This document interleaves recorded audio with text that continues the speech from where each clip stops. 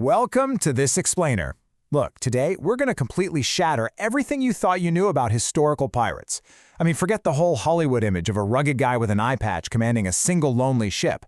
The most successful pirate in all of recorded human history was actually a woman who didn't just command a ship, she commanded an absolute empire. So let's explore the unprecedented and honestly largely untold journey of Zheng Yi Sao.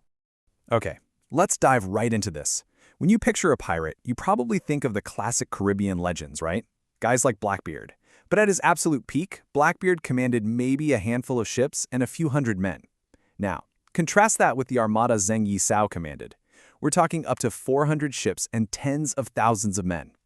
This wasn't some ragtag gang of thieves. This was a highly organized, floating military confederation that could literally rival the official navies of the world's major superpowers. And just to really hammer that scale home, 80,000. That is the maximum estimated number of sailors and fighters operating under the banner of the Guangdong Pirate Confederation at its peak. Let that number sink in for a second. To put that into perspective, Zheng Yi Sao had more sailors under her command than most official sovereign nations could even muster at the time. Even the United States Navy in the early 1800s was just a tiny fraction of this size. She wasn't just breaking the law, she was essentially running her own sovereign state right out there on the water. So how exactly did she build this massive empire? Well, she was born Shenyang around 1775 to the Tanka people, living and working on boats along the Guangdong coast of China. She came from incredibly humble beginnings, working in the floating brothels and gambling houses of the region. But then, in 1801, her life changed forever when she married the notorious pirate Zheng Yi. Together, they were just an unstoppable team. By 1805, using her brilliant business sense, they managed to unite all these heavily fractured, warring pirate factions into a massive six-fleet confederation, complete with color-coded flags for organization. But then, a massive turning point hits. In 1807, Zheng Yi suddenly dies after falling overboard in a gale. Now, in almost any other historical scenario, this is exactly where the empire fractures, infighting destroys everything, and the story just ends. But not for her. And this brings us to a really critical phase of her life, her rapid rise after her husband's death. Instead of stepping aside or letting rival captains tear the fleet apart in this massive power vacuum, Zheng Yi Sao orchestrated a brilliant political maneuver to quickly consolidate absolute power.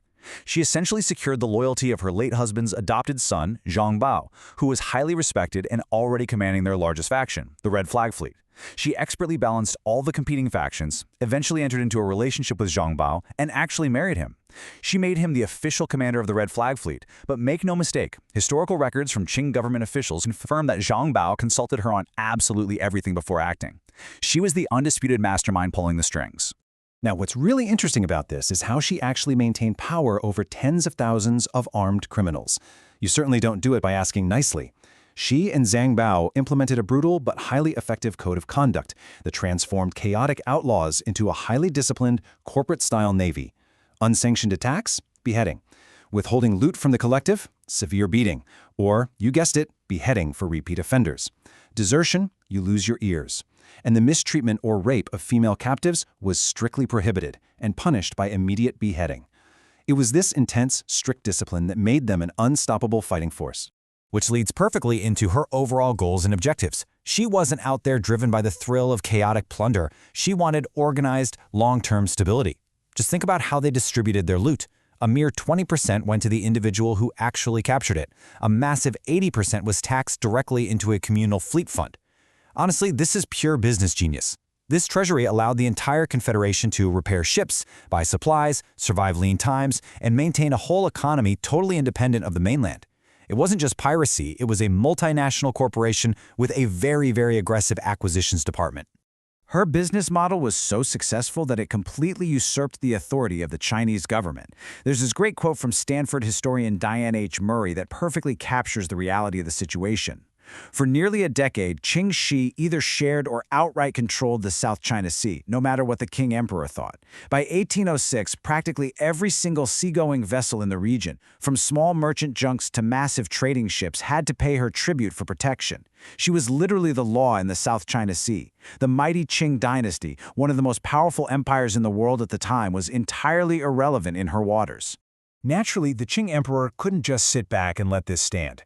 They launched a massive war against her and were repeatedly humiliated. In September 1808, her forces ambushed and destroyed a 35-ship provincial fleet under Lin Guoliang. In March 1809, another commander, Sun Quanmu, came at her with 100 ships.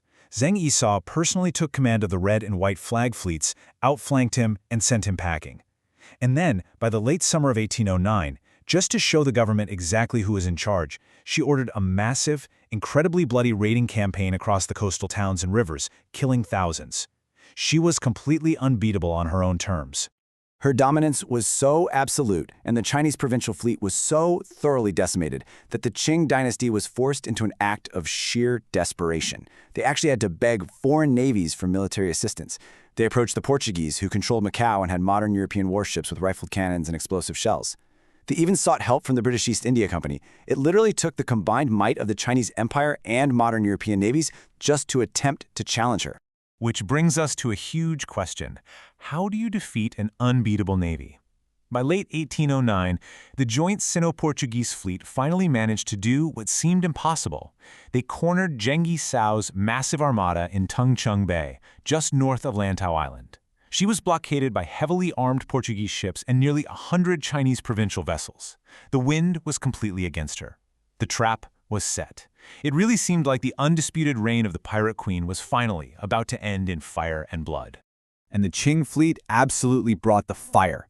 In January 1810, frustrated by the stalemate, the Chinese commander converted 43 of his own ships into floating infernos, fire ships, and sent them drifting directly into the densely packed pirate fleet trapped in the bay.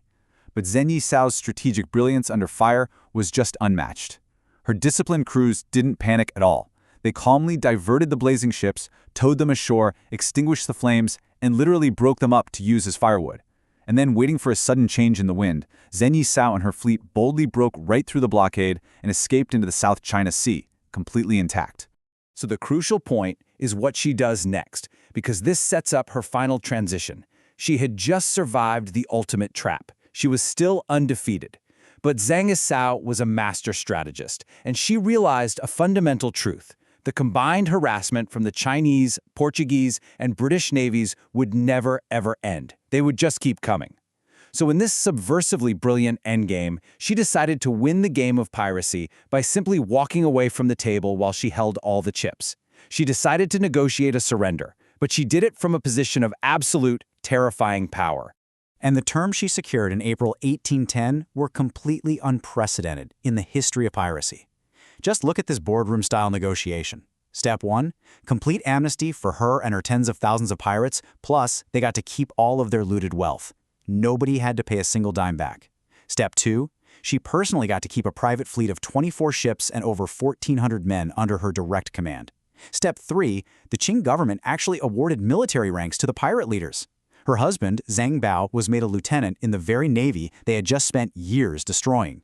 She essentially forced the government to hire her private military on her own terms.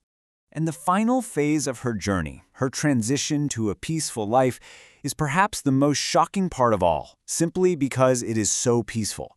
Zheng Yi Sao was granted land in Canton. She took her vast fortunes, opened a highly successful gambling house, and lived a long, prosperous life. She died a wealthy, respected woman at the age of 68 or 69 in 1844. Think about the incredible narrative arc here. A life that began in poverty on the floating brothels of Guangdong ended in absolute luxury and peace. She subverted literally every single violent trope that normally awaits a pirate in the history books. Which leaves us with this final, provocative thought. If the most successful pirate in history, a woman who commanded a fleet larger than national navies and defeated entire empires, secured her ultimate lasting victory by simply negotiating her way out and walking away undefeated, what does that teach us about the true nature of power? Was her greatest weapon her massive armada, or was it just her ability to know exactly when the game was won? It's a fascinating question, and her legacy continues to challenge everything we thought we knew about history's outlaws. Thank you for joining me for this explainer, and I really hope this sparks your curiosity to dive even deeper into her incredible story.